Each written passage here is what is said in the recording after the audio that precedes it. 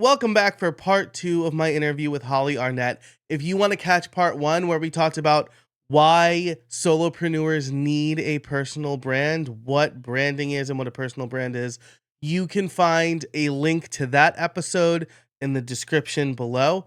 But now we're actually going to get into how we came up with my personal brand and really how we completely shifted gears, because what I wanted on the day I hired Hollie was completely different from what she ended up delivering, and I couldn't be happier with it. So let's get into part 2 of this episode with Hollie. If you have any feedback or you want to write into the show, you can write in at streamlinedfeedback.com. Let's get into it. So let's actually get into my big personal rebrand. So we'll set the stage. I had never hired anybody to do branding for me before. And I'm sure it was incredibly obvious because I didn't have clear messaging. I just kind of impulsively talked about what I wanted to talk about and used the fonts I wanted to use. And like one thing I'll say right at the top here is that my website, casabona.org, has never looked better. And all I did was, because I'm a developer, or I was a developer. I'm not a designer even a little bit. So I took like a pre-made template, moved some things around, but you gave me the colors and the fonts. Like Roca, is it Roca or Rocca? Yeah, I think it's Roca, Roca, right? I think. Yeah. Such an incredible this is also like the first font I've like outright paid for to use on my website instead of just using like Adobe fonts or Google fonts. You gave that to me, and the color that you've assigned to the word spacious or space is so perfect. I would have used white here, and I feel like white would have been very jarring in a way that the color we've assigned to the word space is not. Yeah. So like my website's never looked better. So, so setting the stage here, right? Never hired a personal brand. I hired you to rebrand podcast workflows, which is now called Streamlined Podcaster because of the through line with my entire brand. So that's where we were at. Why don't we start at the beginning here, because we had the kickoff call. The general timeline of things is like I hired Hollie. We had the kickoff call where we spent like an hour and a half going through this massive Miro board. You went away on holiday. I went on a trip. And when we both got back, I was like, I don't know if I've told you all the right things. So we have the call is what I wrote down in my notes. Which is where you really, really guided me towards a personal brand. So yeah. Let's start at let's start at the beginning. This is your process, but like I hire you. Let's talk about this Miro board. Like how did you set that up? And then like I don't have it in front of me. I'm looking at it so I can go through it. Yeah. And I can tell you my feelings as we go through it. Yeah. Yeah. So I use the same Miro board for every client, but I will like customize some of the questions and stuff based on what I know or what I need to know, right? If I know a lot about your business already, or there's certain things that aren't super relevant, I'll change it. But the structure in essence is that we go through your people, that's your audience, your purpose, that's the impact you want to have, and your brand values and all that, your brand personality, your positioning, and then presentation, where we talk a little bit about the visual side of things. So that's it in essence. Where do you want me to go from there? Let's do people, because this was the first time I think I heard the term champagne client. And also, this was probably like the first signal that I was very conflicted in what I actually wanted to do with my brand. Yeah. Yeah. So for those of you listening who haven't heard of the term champagne client, it's from somebody called Mariah Cos. That's where I learned it from. But the idea is that often we think that we have multiple target audiences, but actually we probably don't. We have similar people with the same like goals and values and dreams, but at different stages in the process. And what you want to do is focus on that champagne client who's like furthest along in the process and like really your goal dream person. Because if you do the opposite and you focus on like the beginner or the person at the start of the journey, you're going to exclude those people further along. Whereas if you focus on the champagne client, you're going to target them, but it's also going to be really aspirational for the people earlier in the process. So then you get to kind of talk to all of them. But yeah, I think it's just that reframing of like, oh, I have like 3 different people and I have to talk to them all differently and all that sort of thing. But actually, when you kind of look at them and figure out what they need and what they're struggling with and all that sort of thing, often there are commonalities and they're just at different stages in the process. So when we had this conversation, you had 2 different people. We called them Chris and Annie.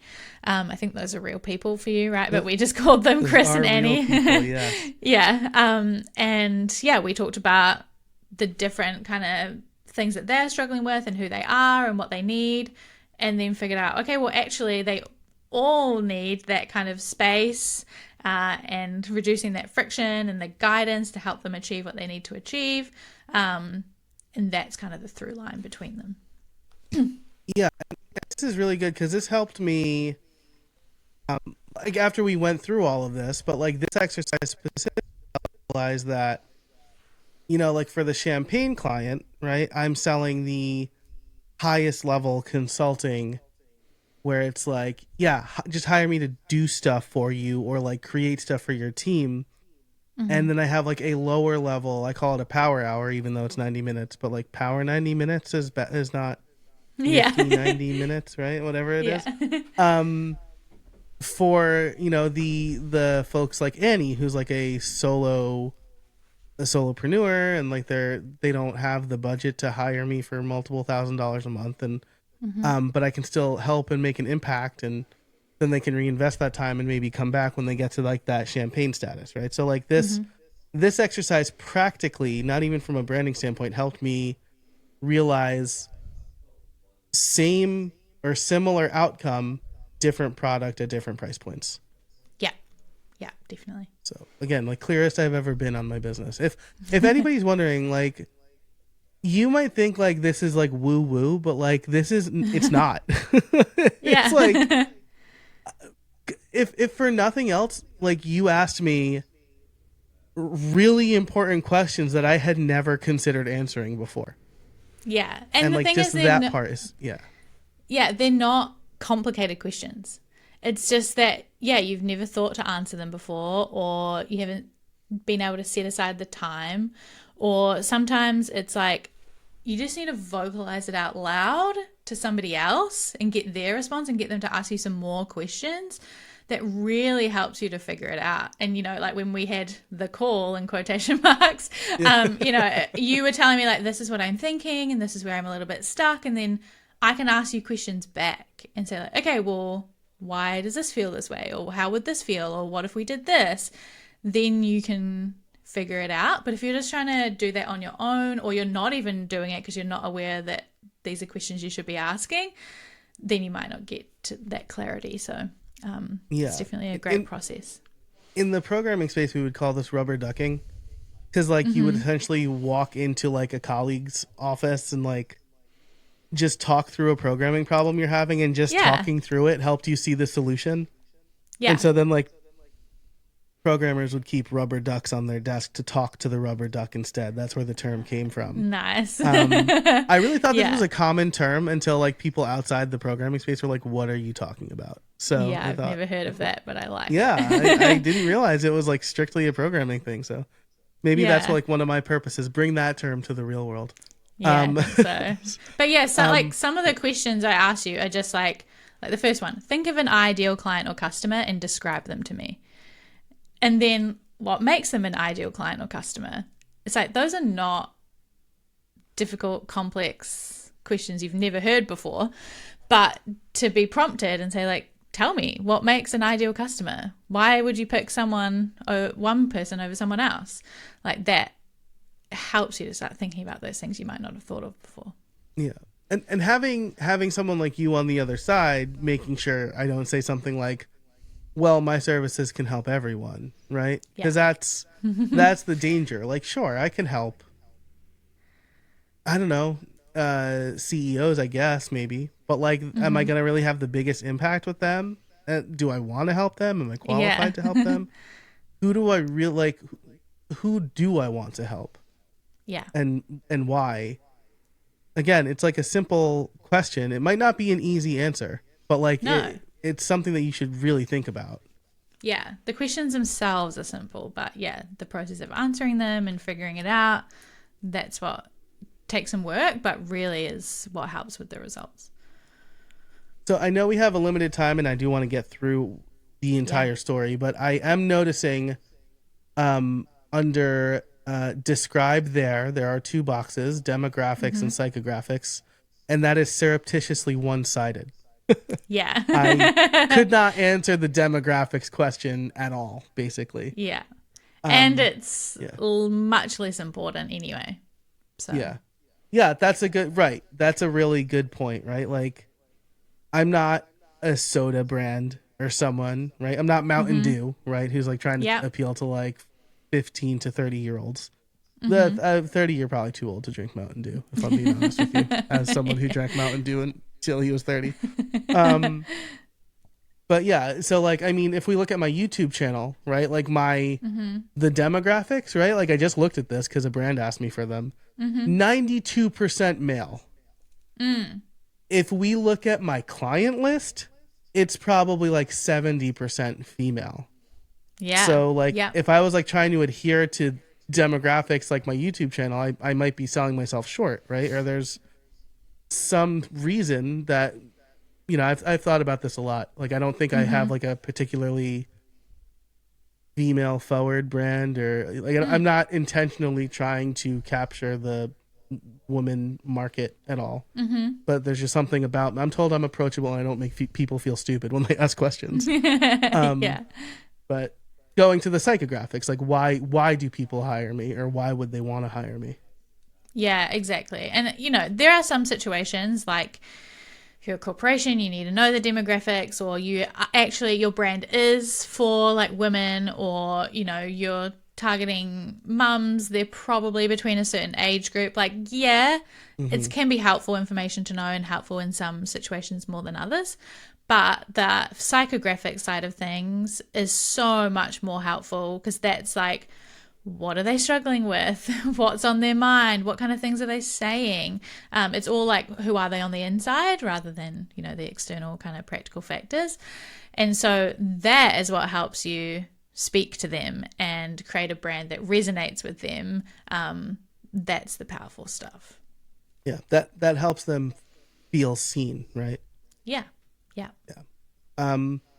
Okay, so we did touch on the purpose a little bit. Is there anything you wanted to mention here with respect to purpose? I don't know, like how good my answers were here. I think like I talked about the impact. That's a big part of this purpose side of things. And this often is what will impact kind of the visual theming, will often come from the impact. So I actually don't know in here if there was something about space or it was somewhere else, or it might have been in the other call that we had. But generally that's where that will come from, is the from the impact. But we also in here includes like the vision, the mission, which we didn't go through together, but I wrote them for you. And then your brand values is a really important part of that as well. Which that's that was pretty easy, I think, for me. That was I have strong opinions here, but like if you listened to part 1 of this, right, the impact I want to have on the world was really strong, I think. And the ones I'm reading here are not. So like So like, but we got there. Like obviously you know it now. Yeah, and right. We got there. We figured it out. Yeah. Yeah, absolutely. Okay, so let's run through maybe like any like high level stuff here before we get to the call, because this Miro board was done when I had a very different idea in mind, before like a lot of it changed. I like the presentation stuff, old soul. I'm really into fountain pens. I don't want to be known as macho. Like I don't want to be like like a Joe Rogan guy or whatever. Yeah. Yeah. Or you also said like I don't want it to be like a stereotypically like microphone, headphones, podcast visually related, you know. Right. So that's good to know. And then we also went through what brands inspire you, and the important part of that is why. So not just like, oh, I like the Yankees. Okay, but why? What do you Right. like about the Yankees? It's not just like it looks cool. It's like, no, some things you said are like, it's a classic brand. They're dedicated to excellence. They have like the iconic pinstripes, and we like the colors. So that's helpful information, not just like, oh, the Yeah. Yankees are cool. Yeah. Yeah. So I think Which if you're looking at inspiration, be critical about the inspiration you're looking for and why you like it and what elements you like of it, that you want to kind of inspire what you're doing. Yeah. Yes. And I want to mention one more, because we have Apple here, which like I'm like a long time. I was an Apple hater for a long time and like an Apple skeptic still. But the reason I listed them is because they are really good at making sure they have a story around their product. Like even if it feels like a flimsy story, there's still a story, right? Yeah. And I think that's really important. They're not just like the new Apple Watch is out, buy it. They're like, hey, here's like a video montage of people whose lives were saved because of the Apple Watch. That's a really powerful Yeah. story and something I Yeah. want to keep in mind. Yeah, and I think one other thing that we have on this board that I think is interesting is that we did like map out your brand and your kind of sub brands or products or services. I think that can be really helpful too if you're someone who has a personal brand or a business brand. You're trying to figure that out, or you're trying to figure out like, where do all of my offerings like sit and work together. It can be really helpful to just like map it out, because we did that too. Yeah. Yes. And so we had all of this. Again, I approached this as I want you to rebrand podcast workflows, because it was like clip art. And all of this was under the guise of I talk to podcasters, I help podcasters. And then there were two things that happened while you were on, like, while thankfully you were on vacation, right? Yeah. Like this was like a known delay, like before, Yeah. before the first payment was done, you told me what would happen. And I was like, yes, whatever.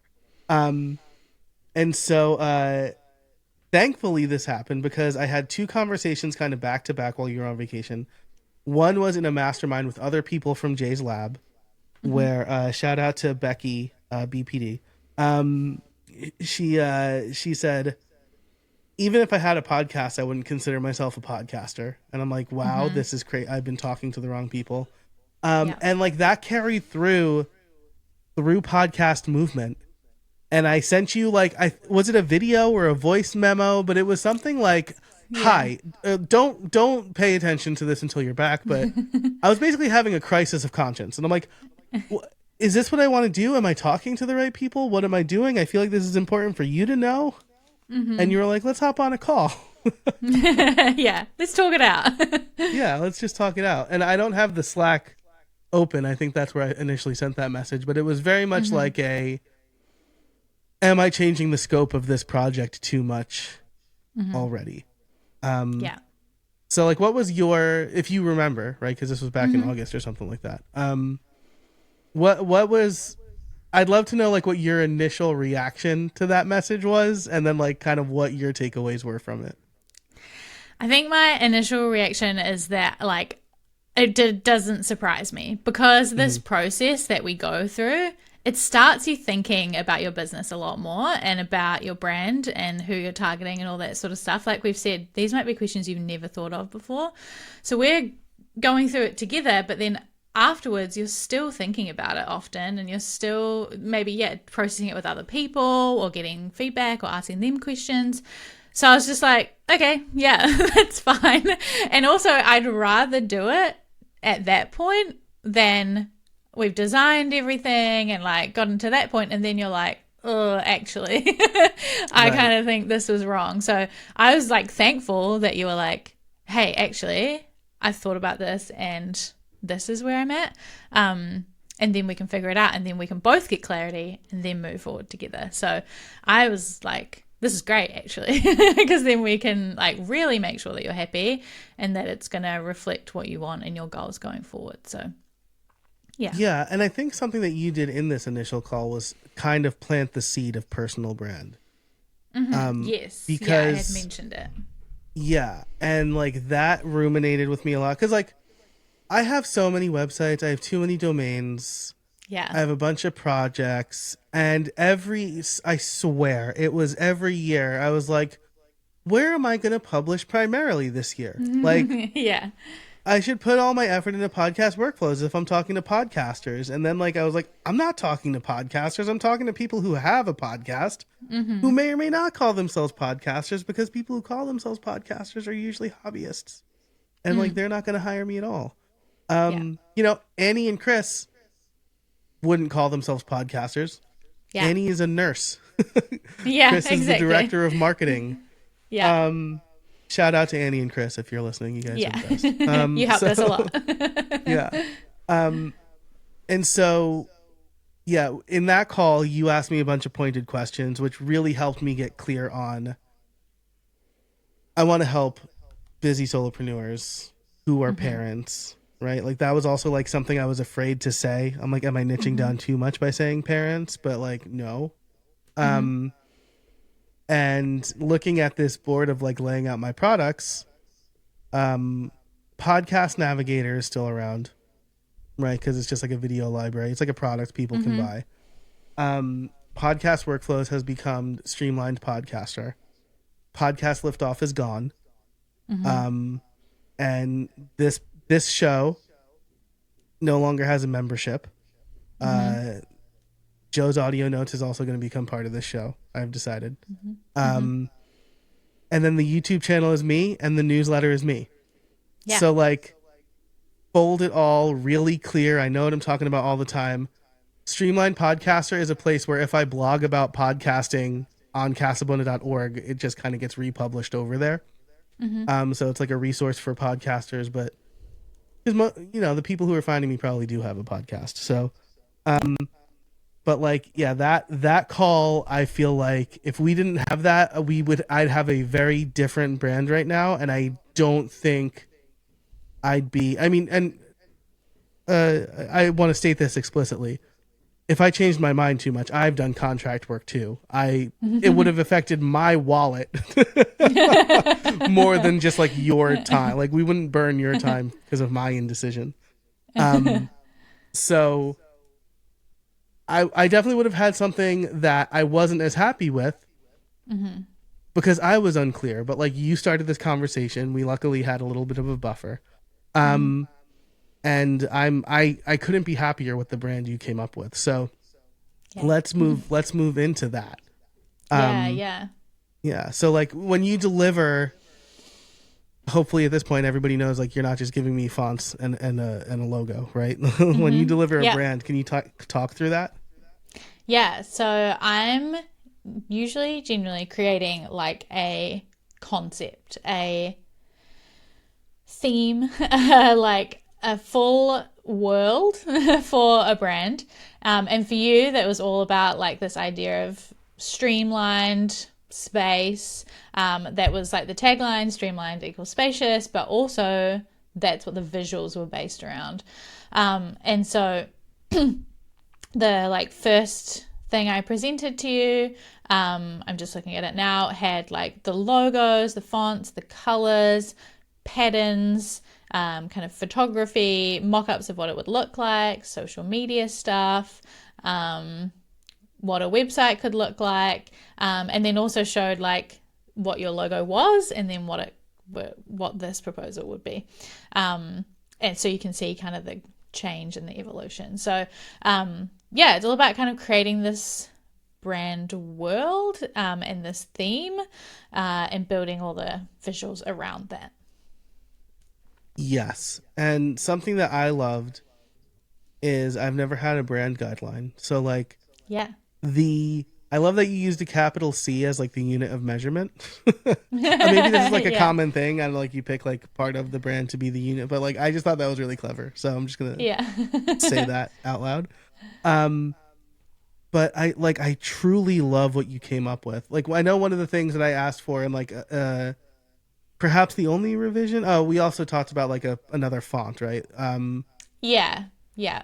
So the couple of things we changed was like using, I think, a Google font for the body copy so that you weren't paying for and buying all these custom fonts. You have like one custom font. It's great. You paid for that. But then we have an alternative for the body copy that's like accessible and easy to use and all that kind Which of for stuff. the record, Adobe, if you still only offered what was it called before Adobe bought it? But like the Adobe fonts, if I could just buy that yeah. without the rest of Creative Cloud, we wouldn't have this conversation, right? Yeah, But like exactly. I don't But we want do. Creative Cloud. I don't need Creative Cloud. Yeah, I have that problem with so many of the brands I work with, and it's annoying because Adobe they do have great fonts, but Right. Yeah. anyway, it's a good like resource to be able to find the fonts, and then you can go and buy them if you want to.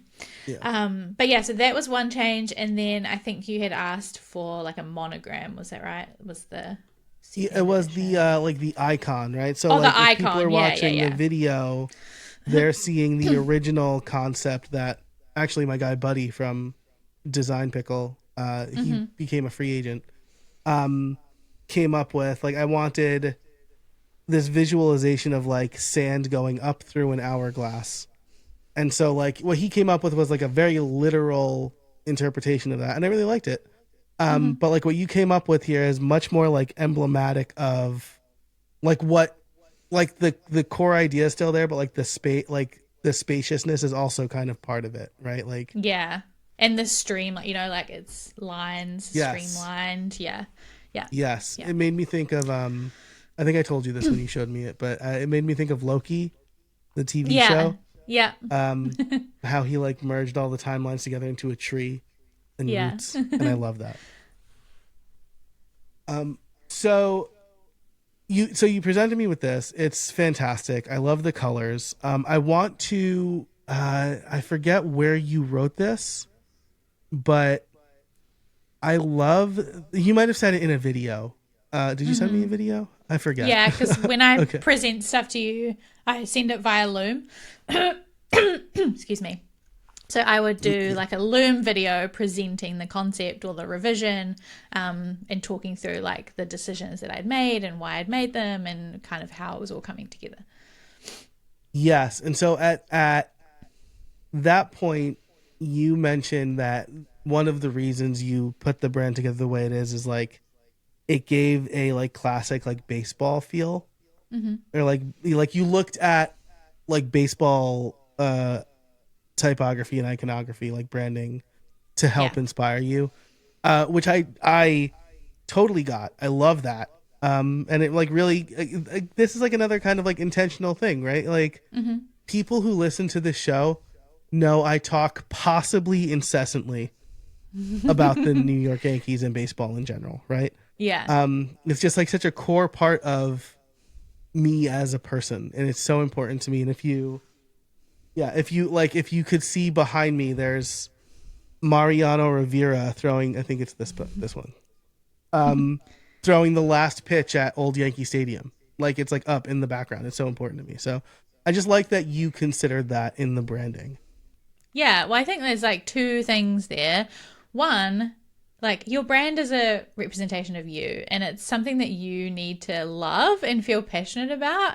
I want you to be like, I'm so proud of this, and this feels like me, and I love it. So even if it's not baseball or whatever, or if it's not something that personal but outside of business to you, like just having stuff that you love helps so much in you wanting to show up as your brand. And also it's a great reminder that like inspiration for branding doesn't necessarily have to just be branding. Like looking at baseball uniforms or baseball cards or like whatever can inspire you for your branding, or going and looking at like sculpture in an art museum or like nature outside. Those things are really powerful for inspiration, just as much as looking at other people's branding, and looking outside your industry as well. You know, if you were like, I'm going to look at all the other people doing like automation and streamlining and that sort of stuff, that's how you kind of end up maybe copying or getting really close to them or like that kind of thing. Orange and white with a gear or whatever, like, you know. Yeah. Which Whereas is what like, podcast workflows was. Yeah.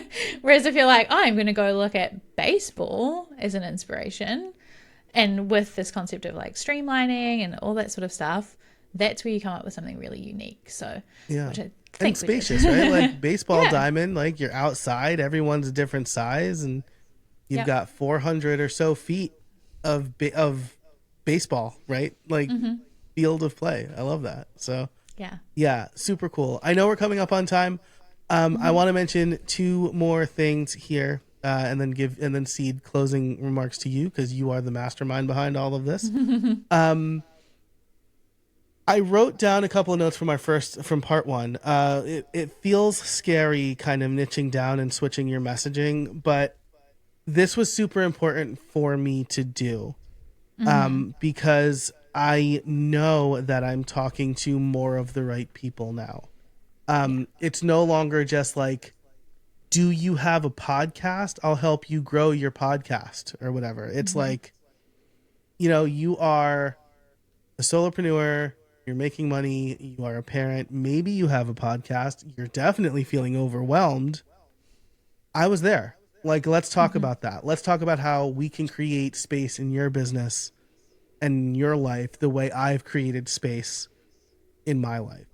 And so every time I write a newsletter, specifically, right? Every time I write to my newsletter, I think about that. I think about how like January was insane because it started with a Christmas vacation ending, snow days, me traveling, sick days, and then more snow days.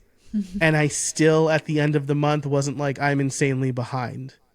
I have enough space in my business to keep doing the things I need to do while being there for my family. And it's just like, that's really powerful. And the word space kept coming up a lot as I thought about that content and writing about it. Yeah, I love that. It's just, great to hear. And I think, hopefully helpful for other people listening that, doing this process isn't just about looking better. Like, yes, that's a great thing. But it really can be helpful and transformative and powerful for you as the solopreneur, as the business owner, to figure out this stuff and to feel really confident and clear in what you're doing, so that you can show up and talk really confidently and create content and all that stuff, knowing this is what I want to say and this is how I want to say it and this is who I want to say it to. Yeah. And last thing I'll add here is like, it makes the decision process easier, right? I had so many opt-ins, right? Like, one was my automation database. One was my how to work with a VA template. One was my podcast planner. One was my podcast launch blueprint. One was something else podcast related. And like at the end of the year, when I finally took stock and I thought, what does my brand dictate I do for 2025? Well, now I have only my automations database. And if you watch one YouTube video, you'll get access to my VA Notion template, which is automation and delegation, like the two ways that I help you create space. So it's really nice now, because now I'm not like, oh, well, if people are coming in from this opt-in, I need to have a welcome sequence. It's like, just hammer home the same message, like reduce friction, create space. Yeah. And even like in life. You said, when we talked about the different offers you had, like you've cut out and streamlined so many of them, and correct me if I'm wrong, but that's because it's so much easier to do that when you have the clarity. Before it might be like, oh, well, I need to keep that, and I've been doing that for ages, or like people are in that or whatever. But when you're like, no, this is my vision, this is the mission. These are the people I need to help. Do all of these things, work towards that. If not, then it's not right. And it just makes it easier to make those decisions, I think. Yes. Pepsi made a soda called Pepsi Blue in the early 2000s.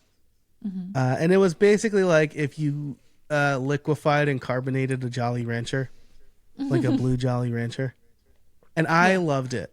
But Pepsi quickly discontinued it and they stopped selling it at the deli I worked at because no one else bought it, right? So like just because you heard from one person who really likes it, or just because like you made it and so like you feel like you should keep making it, that's not enough justification to probably for you to keep doing it. And so when you have these clear guidelines about your brand and your branding, it's a little bit easier to be like, well, does this follow my brand? No, it's got to go. Yeah, exactly. Awesome. Well, Hollie, this was great. Thank you so much for spending some time with us today. Are there any closing thoughts on the personal brand of Joe Casabona, established 1985? I'm really glad that you went with that, by the way. Yeah.